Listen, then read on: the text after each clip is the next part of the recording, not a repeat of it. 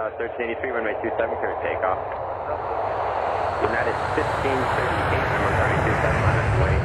Hello and welcome back to the English for Icao series videos again. This is Fran speaking. In this series of videos, I would like to share with you some of the tips and tricks that might help you out to improve and polish your English before facing the Icao test for pilots and ATCs. Today is episode 4 of this grammar section, idioms. In this topic, I will explain what they are, and also I will emphasize the importance of using idioms every now and again within your speech so you could boost your final score. So let's get started, shall we? Idioms. But first of all, what are they and why should I care? An idiom is a specific grammatical, syntactic, and a structural character of a given language, where a group of words has a particular meaning that is different from the meanings of each word on its own. It's usually a metaphor. Idioms are common phrases or terms whose meanings are not literal, but are figurative and only known through their common uses. Let us have a look at the following example. I passed my CPL exams with flying colors. As you can tell, flying colors in this context means that I aced my CPL exams. So try to get acquainted with as many of them as possible.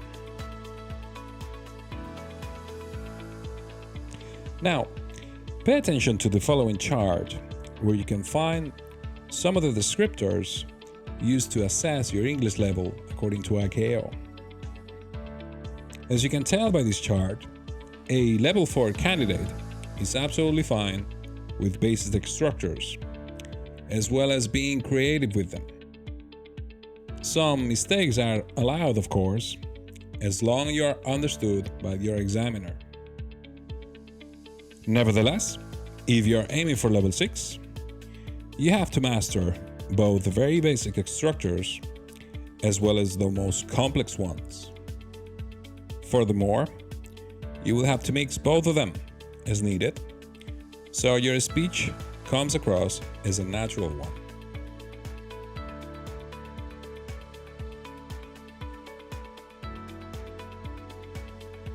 So my advice is that you get acquainted with them and incorporate them into your toolkit. In a nutshell, the more you use them, the better score you will get. The more you learn, the more natural you will sound. The more you practice, the better the outcome. In other words, the less you practice them, the lower your score. Got it?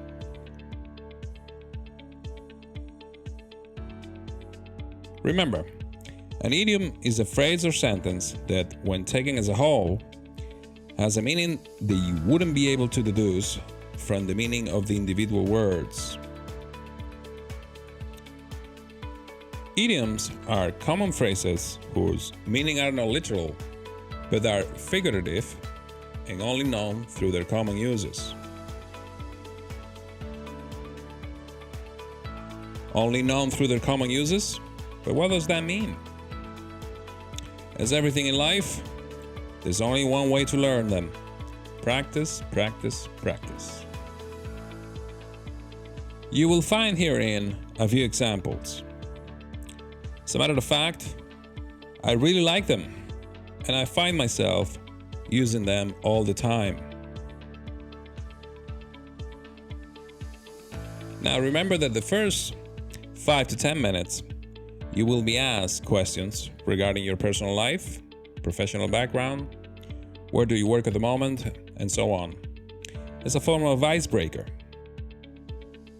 This is the time to dig for oil, and I would encourage you to have something prepared beforehand. Here you are some examples you will likely find in your test. First, tell me a bit about your background in aviation. Tell me a bit about your first day within the tower where you work at the moment. Why did you decide to become a pilot? Do you think it's important to perform a psychological test on pilots? And finally, all pilots and ATCs working with international traffic should have Icao level 5. Do you agree with that statement?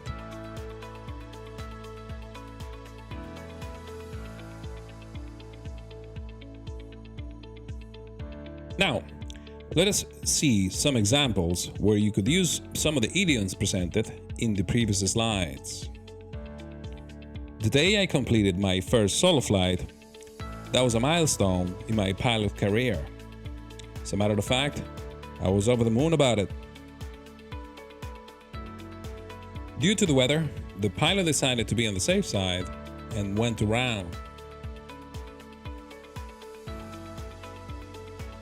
As a rule of thumb, the less you pay for your flight, the less comfortable your trip will be.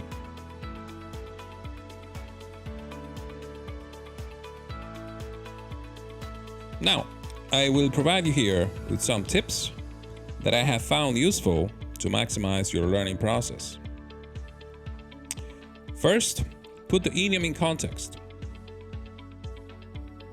Instead of writing a list of idioms, put the new idioms in a sentence.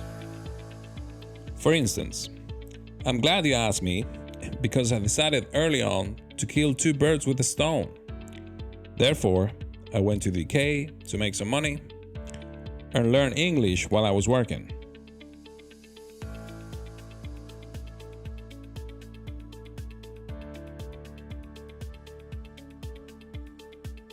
Second, focus on useful idioms. The more practical idioms are for your career, the easier they are to learn. Shamrock 595, would you please kill off the straws for me, please?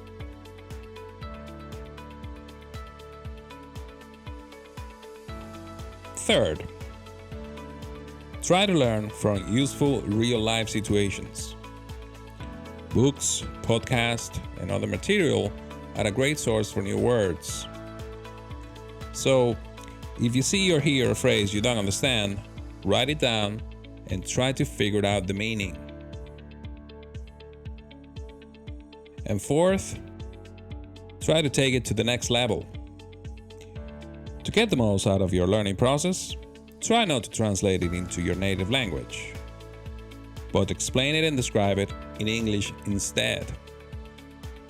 For instance, flying high means that you either achieve a lot, become popular, or make a lot of money. In other words, you succeed at something. Finally, and before I finish off this video, I will present you here with some examples with idioms to do with flying. For instance, flying high. Ryanair had some initial problems, but now it is flying high. Which means, of course, that it's got plenty of success at the moment. Fly by the seat of your pants. I had no flying experience before I was accepted into the internship, so I was really flying by the seat of my pants back then.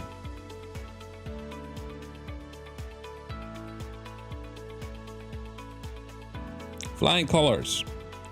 He passes the exams with flying colors. I already covered this topic already. Automatic pilot. By the second week of data entry, I felt like I was on autopilot.